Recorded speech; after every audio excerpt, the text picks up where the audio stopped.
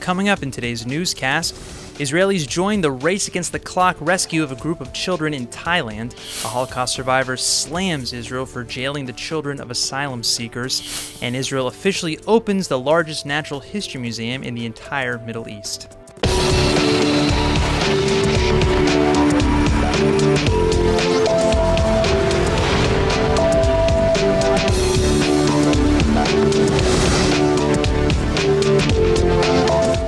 The rescue of 12 boys and their soccer coach trapped in a cave in Thailand has just become a race against the clock, as the group has been trapped in the cave system for over 2 weeks now. Israeli rescuers have joined an international team in an attempt to save the boys before incoming rains raise the floodwaters to deadly new heights. An emergency underwater rescue is now underway, and as of now, at least half of the boys have been safely rescued. But to illustrate here just how difficult and dangerous this process is, one rescue diver has already died while trying to run oxygen into the cave to keep those kids alive. Rescue teams have struggled for days now to establish a safe way to extract the group from the destabilized cave system. But at this time, there appears to be a brief break in the weather, hopefully giving divers the calm they need to proceed with the difficult plan. This process is typically a last-ditch means of rescue, one made even more dangerous by the fact that none of the boys have any experience in diving. Each boy will need to be accompanied by 2 trained divers in order to navigate the complex twists and turns of the cave, and this process could take something close to 11 hours, meaning that assuming the weather holds, a full rescue could take days. วันนี้ความพร้อมถึงพีคสุดละวันนี้เราปฏิบัติการดีเดย์นะครับเมื่อ 10 โมงที่ผ่านมาเจ้าหน้าที่ดำน้ำผู้เชี่ยวชาญดำน้ำถ้ำจำนวน 13 คนนะครับได้เข้าไปปฏิบัติการเพื่อช่วยชีวิตน้องๆเขาออกมานะครับแล้วก็ซีลไทยอีก 5 คนนะครับปฏิบัติโดยมีการ assignment ชัดเจนว่าเราจะเข้าไปอย่างไร Israeli leaders, innovators, and even ordinary citizens immediately responded to this crisis when the boys first went missing with their coach over 2 weeks ago. The Israeli Navy has advised Thai officials to go ahead with navigating the tricky underwater rescue. Additionally, an Israeli tech firm called MaxTech is fueling the entire effort with its new cutting-edge relay communications system. Thanks to this system, teams are able to talk and establish an escape route in the cave's complicated alleyways. But perhaps the most touching contribution to this rescue so far has been that of Raphael Arush and his son Shlomi, 2 ordinary Israeli citizens who rushed to lend a helping hand however they could. Like any other parents, where I heard the parents of the kids, the mothers crying on the TV and know that they lost their kids in the cave. Well, my heart broke apart, and I said I have to do something about it, like everybody in Thailand and people from all around the world gathered here. So I felt that I want to be here and offer my help as well. Russian officials have just brokered a ceasefire deal between rebel forces in Syria and the Assad regime. The perhaps temporary end to hostilities in the area comes just a few weeks after intense fighting broke out in the southern Daraa region, where hundreds of thousands of Syrian civilians fled their homes. But now, under the terms of the Russia-mediated agreement, those people have started to return.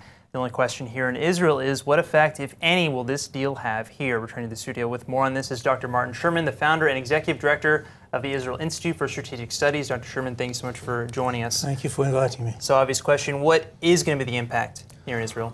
Well, you know, I think only the foolish would predict what's going to happen in Syria. I remind viewers that in 2012, Ehud Barak predicted that Assad would fall within a matter of weeks, and we saw how that worked out. Right, obviously not the case. But I believe that the ceasefire will hold for a limited amount of time and then collapse. I think the potential for unexpected consequences here is so great that it would be very dangerous to base any policy on benign assumptions. I think Israel has to perhaps hope for the best, but certainly plan for the worst. And I really think that this could be an epicenter of conflict between Israel and people across the border. Sure, but let's say short term. Let's say short term this hold. Let's say a month. What is the DMZ, the demilitarized zone, going to look like between Israel and Syria in the southern border? Well, I'm not sure there are going to be any tectonic changes, but I certainly think what goes beyond that is what's worrying. I would be very skeptical in believing that Iran has relinquished its ambitions to take over Syria, I think we can expect at least covert attempts by Iran to introduce forces there. And I think Israel has to be both alert and resolute in its response as to any infringements as to the buffer zone. Right. Well, I think Russia has already been pretty clear that the idea of Iran totally leaving Syria completely is most likely out of the question, although I think that the plan will be to keep Iranian forces out of at least the buffer zone in southern Syria. At least that's my understanding for now. That may be true, but you know, the question is, if there is a massive Iranian presence in other parts of Syria, how realistic is it to think that they will not infiltrate under one guise or other into this area? Right. So I think that there's very little room for optimism in the future. Well, there's a lot to look out for. Dr. Sherman, thank you for joining us. Thank you. Of course. All right, it looks like we may never learn the full details of U.S. President Donald Trump's peace plan for Middle East peace, and that's because the White House has reportedly put the deal on hold following unified rejection from the Palestinians. Now, the Trump administration may instead be switching gears here and focusing on fixing Gaza in hopes of demonstrating its commitment to peace. Such a plan is easier said than done, though, as President Trump has apparently learned. His administration was initially optimistic that despite Palestinian anger towards the U.S., he could bring them to the table with a yet unseen deal. The Palestinians all but severed ties with the current administration following President Trump's decision to unilaterally recognize Jerusalem as Israel's capital. In an apparent response to the Palestinians' outrage, the White House slashed the bulk of its financial aid to the Palestinians' UN Refugee Agency, a move which seemingly only pushed them further from the table.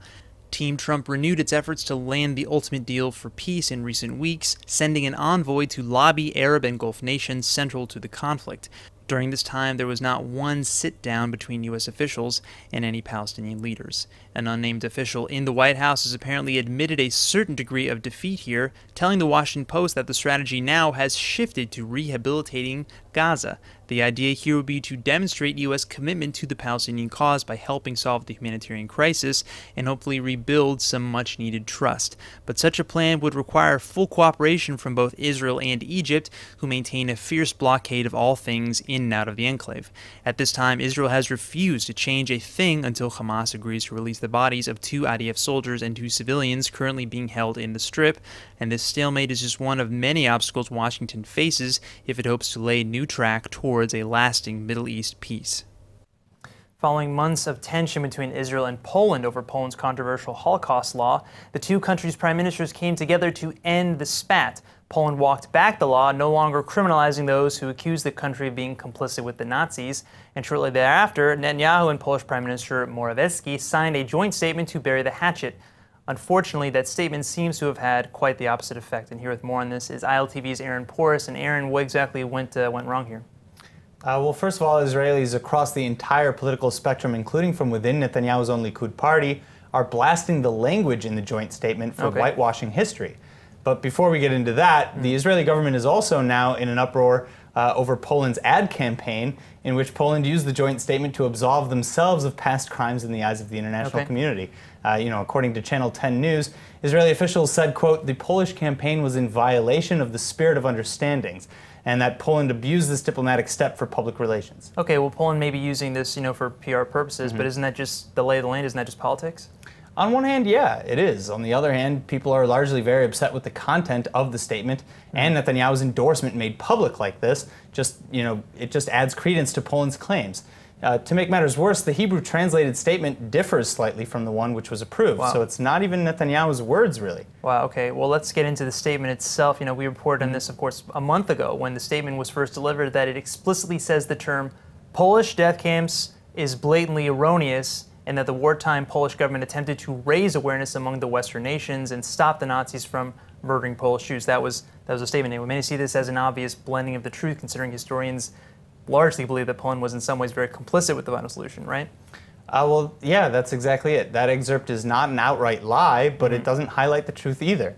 The Yad Vashem Holocaust Memorial has condemned the whole statement, saying that the joint statement contains grave errors and deceptions, and that the law as it still stands carries the possibility of real harm to researchers, unimpeded research, and the historical memory of the Holocaust. So, for example, the statement says that it condemns the acts of some Poles while noting the heroic acts of numerous Poles, especially the righteous among the nations who risked their lives to save Jewish people. But according to Yad Vashem, Poles' assistance to Jews during the Holocaust was relatively rare, and attacks against and even the murder of Jews by Poles were widespread phenomena. And so when you look at the numbers alone, you see this in action. Poland had the largest population of Jews in Europe before the Holocaust, and that number went from over 3 million to less than 45,000 in just a few short years. That could not have happened without some level of complicity, that's 90%. Government or otherwise. Right, that's 90% of Poland's Jews are exterminated. And I've got to ask, how did the Israeli government respond to Yad Vashem's claims? Because I mean, that's a rare thing to see happen. Sure. Unfortunately, it sparked a he said, she said kind of scenario. Israeli negotiators said that Yad Vashem's chief historian was herself involved in the drafting of the statement and that she approved its language personally. But according to the Times of Israel and Yad Vashem's historian, Dina Porat, she was only there for the drafting but did not see or approve the final draft that was released. And again, that makes sense considering the joint statement talks about anti-Polonism in the same breath as anti-Semitism. And so now, you have Netanyahu, he's also responded saying that he'd listened to historians and worked to address their criticisms, but that the goal of the contacts with the Polish government was to abrogate the criminal clauses in the Polish law that cast a pall of fear over research and free discourse regarding the Holocaust. And this goal has been achieved.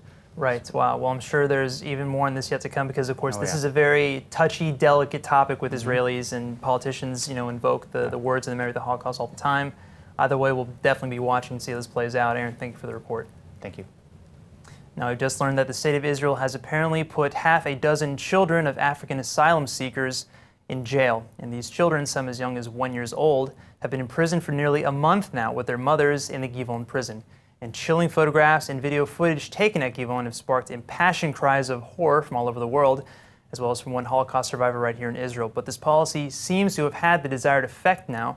The mother of 4 of these kids has just agreed to be deported after sitting in jail with her children for nearly a month. This is a dramatic new development in the state's ongoing policy towards its African asylum seeker community. Though the Israeli government has labeled them illegal infiltrators, the majority of the 38,000 migrants are actually Christians from Eritrea and Sudan and say they fled genocide, war, and a slave army for a better life elsewhere. Indeed, the vast majority of such asylum seekers are recognized internationally as refugees almost universally.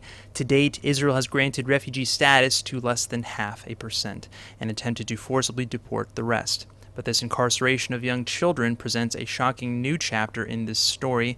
The mothers of these children were apparently forced to choose between deportation to an unnamed African country or else jail. Fearing for their lives, they opted for jail.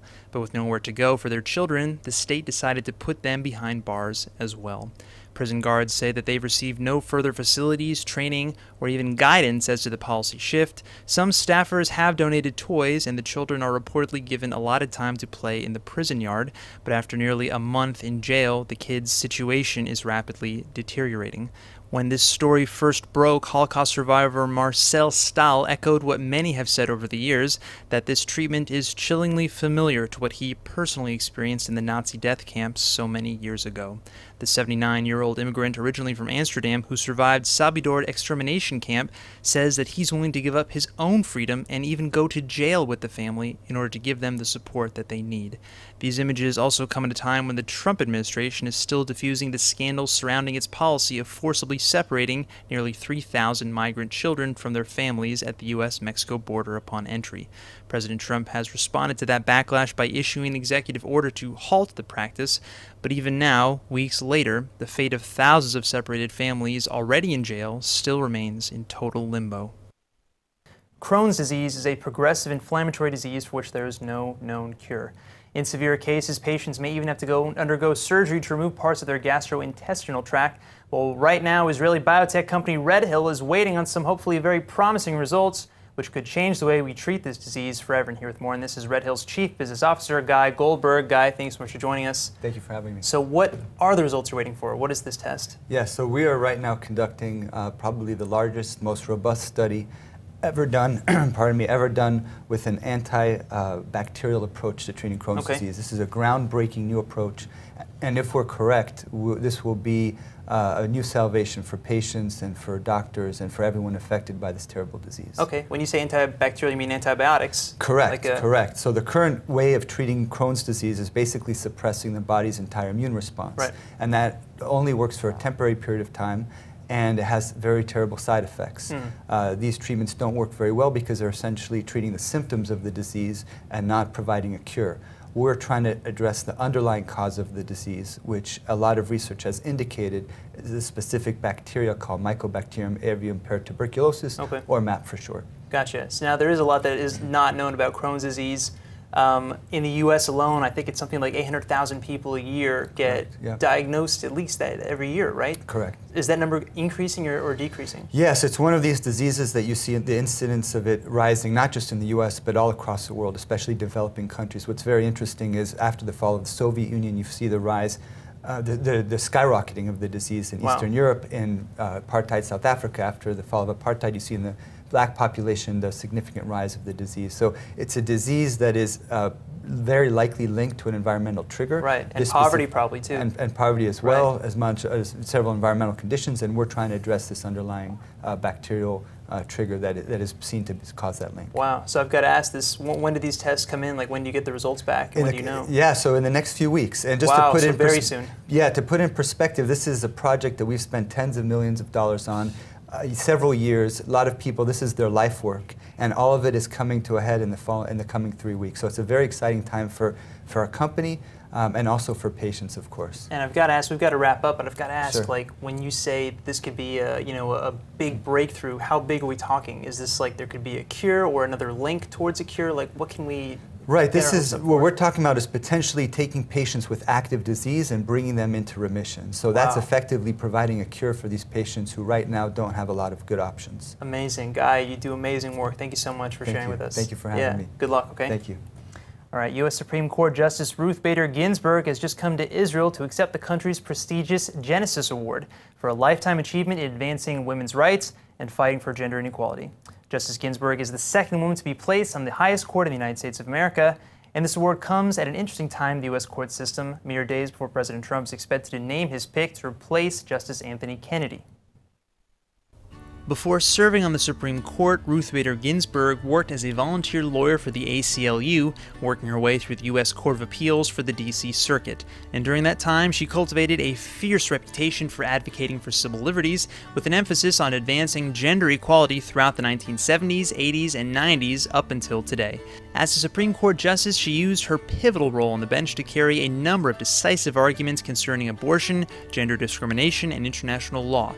Despite her old age, Ginsburg says she's nowhere near ready to retire, especially given her opposition to the often controversial policies of current U.S. President Donald Trump. She may be 85, but she's not going to let something like age slow her down. In fact, Ginsburg was even diagnosed with colon cancer in 1999, and 10 years later with pancreatic cancer, but never missed even one day on the bench while undergoing chemo.